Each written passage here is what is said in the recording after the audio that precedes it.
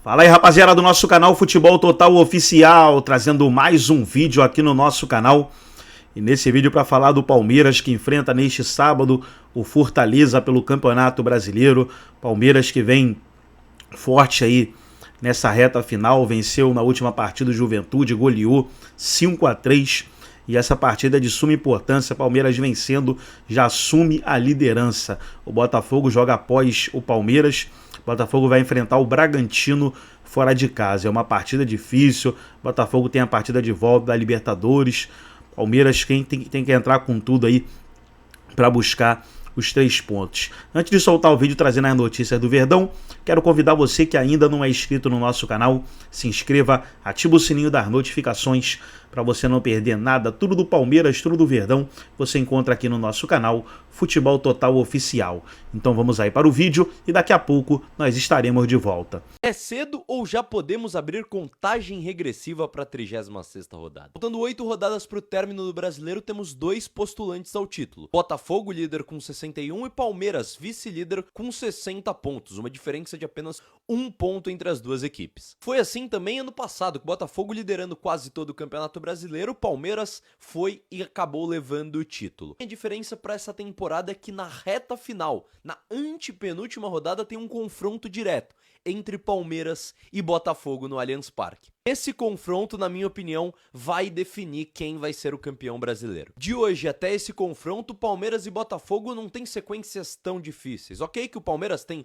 o Corinthians jogando fora de casa, também tem o Bahia na Fonte Nova, e o Botafogo ainda tem Atlético Mineiro, também tem o Vasco, que é um clássico, é sempre complicado. Mas acho que até a 36ª rodada ninguém vai ter disparado. O Campeonato Brasileiro terá uma final. E essa final será na 36ª rodada. Se seguir nesse roteiro, deixa aqui embaixo quem você acha que vai ser o campeão brasileiro de 2024. Eu sou o Felipe Oliveira, curta e me siga. Colocado no Brasileirão com 1 ponto a menos que o líder Botafogo.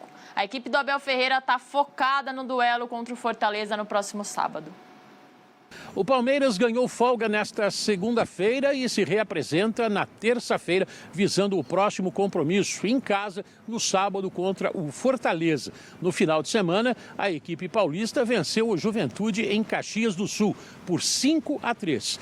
Com o empate do Botafogo contra o Criciúma, a diferença do líder para o vice-líder caiu para apenas 1 ponto. O técnico Abel Ferreira falou sobre essa vitória importante em Caxias do Sul. Foi só a 3ª derrota do Juventude jogando em seus domínios. Em 15 jogos foram 7 vitórias do time gaúcho jogando no Alfredo Jaconi. Entre elas contra o líder Botafogo, venceu também o Corinthians, o Grêmio e o Flamengo. 7 vitórias no total em 15 jogos, mostra o desempenho do time do Juventude e o valor dessa vitória da equipe alviverde.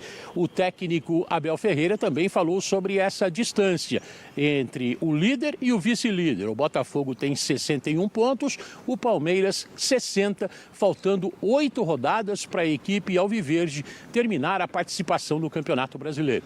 Vamos ouvir o treinador alviverde. Nós temos que continuar a fazer o nosso trabalho, jogar os nossos jogos, um jogo de cada vez. Não adianta estar muito a pensar no que vai acontecer no fim. Sabemos o que queremos, sabemos para aquilo que lutamos, mas isso só vamos saber daqui no dia 8 de dezembro ou dia 9, no final. Não adianta estarmos a pensar muito nisso agora. É um jogo de cada vez, preparar-nos, dar o nosso melhor como foi o jogo de hoje. Depende do ponto de vista de quem goste. Ter um jogo com 8 golos podes achar que é um jogo espetacular. Pode ser também pensar que para haver 8 golos é porque em determinados momentos houve desatenções e houve desorganização, mas a verdade é que para haver golos tem que haver erros. E eu acho que a equipa que cometeu menos erros foi o Palmeiras, e como te disse, em casa de um adversário que é fortíssimo a jogar em casa, ganhou já grandes equipas aqui em casa. Eu sabia e sei, e os jogadores sabem que somos os favoritos, mas as outras equipas também vieram aqui, eram as favoritas e perderam, e nós, com a qualidade de todos, com o esforço de todos, com a organização de todos, com a ambição de todos, com a humildade que era preciso ter aqui hoje para ganhar a este Juventude, que na minha opinião joga bem, é uma equipa que joga bem. O Palmeiras volta a treinar nesta terça-feira, como eu disse. No sábado, às 4h30, recebe o Fortaleza pela 31ª rodada do Campeonato Brasileiro. Faltando 8 jogos para terminar a competição, o Palmeiras tem a melhor defesa. Sofreu apenas 23 gols até agora. Tem também o melhor ataque, com 51 gols marcados. O time volta a treinar nesta terça-feira e no sábado recebe o Fortaleza no Allianz Parque. Já que acabou a distância do Botafogo para o Palmeiras, a gente vai com uma tela com a sequência dos jogos dos próximos 2. Então, o Botafogo tem Bragantino fora de casa, o Aviãozinho é fora de casa e a Casinha em casa. E o Vasco já tem um clássico aí na próxima segunda rodada para o Botafogo. O Palmeiras tem Fortaleza e também tem um clássico contra o Corinthians. Léo, qual sequência mais complicada? Na estatística, o Palmeiras é favorito. Na estatística o Palmeiras é favorito, mas o Palmeiras tem 3 confrontos aí seguidos muito difíceis, né? Contra o Corinthians fora de casa, contra o Fortaleza, que para o Fortaleza é uma decisão. O Fortaleza já teve a chance de ser o líder do campeonato por 3 vezes de encostar no Botafogo e não conseguiu. Então essa, digamos que é uma última chance que o Fortaleza vai ter para encostar no Palmeiras. Então é um jogo complicado, como é o Corinthians, como é o Grêmio, como é o Bahia. Talvez o Palmeiras tenha um pouco mais de facilidade só contra o Atlético Goianiense e numa possível rodada final contra o Fluminense, que é um rival do Botafogo. E certamente, assim como o São Paulo na última rodada, nenhum dos dois, se chegarem lá vivos, né, Palmeiras e Botafogo ainda pela briga, não vão querer dar o título para o seu maior rival.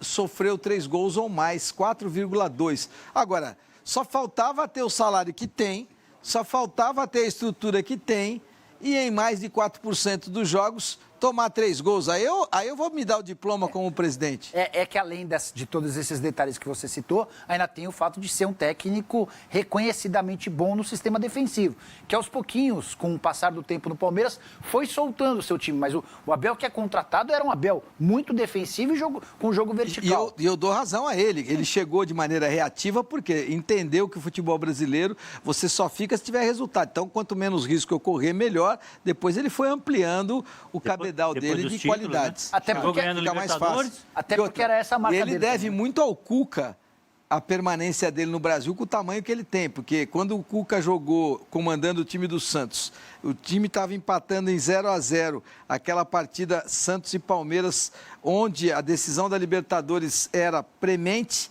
e ele é expulso faltando 3 minutos, atrapalhando os jogadores, porque ele vai para a arquibancada, fica uma confusão danada, o Palmeiras vai, faz o gol e garante a vitória. Aquilo jamais o Cuca vai esquecer e aquilo dá um ganha-pão para o Abel gigantesco, né? Bom, vamos lá. Sobre o jogo, Elia, é um jogo absolutamente atípico, mas o importante para o Palmeiras era voltar com os 3 pontos. Numa rodada em que eu acho que todo mundo apontaria o Botafogo com mais chance de aumentar uma vantagem de 3 pontos do que o Palmeiras de reduzir essa vantagem. Afinal de contas, o Botafogo recebia o Criciúma e o Palmeiras ia a Caxias do Sul enfrentar um Juventude que já tirou ponto de Flamengo, de Botafogo, de Fluminense, entre outros clubes. Então, o Palmeiras correu mais riscos do que o necessário. O Palmeiras saiu do seu padrão habitual, mas fez 3 pontos absolutamente vitais.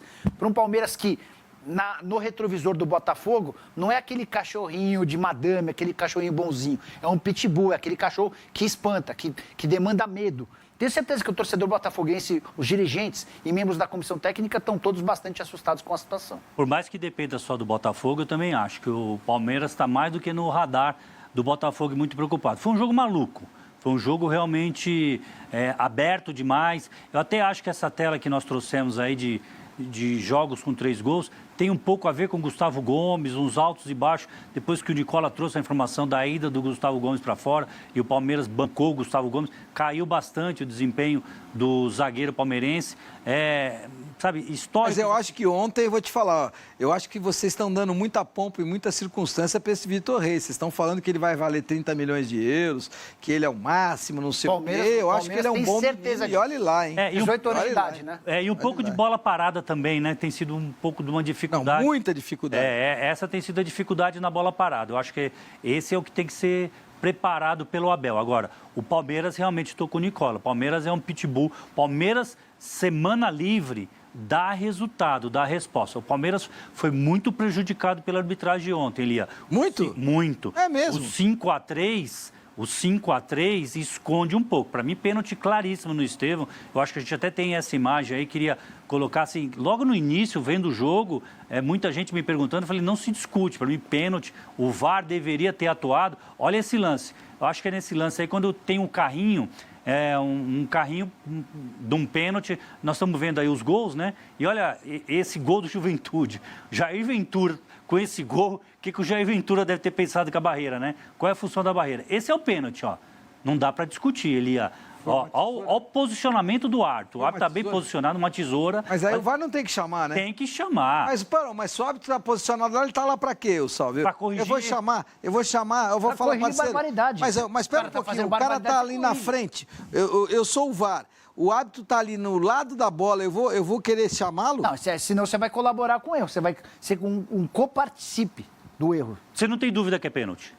Não tenho dúvida. Nicola não tem dúvida. Quando é unanimidade que é pênalti, tem que marcar. O árbitro está próximo, Elia, e aí vou te falar cientificamente. Você defende sempre o árbitro dentro de campo, tem que mandar. E agora você está indo contra o que você defende? Porque o árbitro não viu uma coisa muito clara, que é muito pênalti. De 0 a 10, isso é pênalti nota 10. Por que o árbitro não viu esse pênalti? É um árbitro jovem, eu gosto de árbitros jovens, antes de você me questionar, que está em formação. E o árbitro corre demais, Elia. Isso é cientificamente comprovando, trazendo para todo mundo do Band Esportes.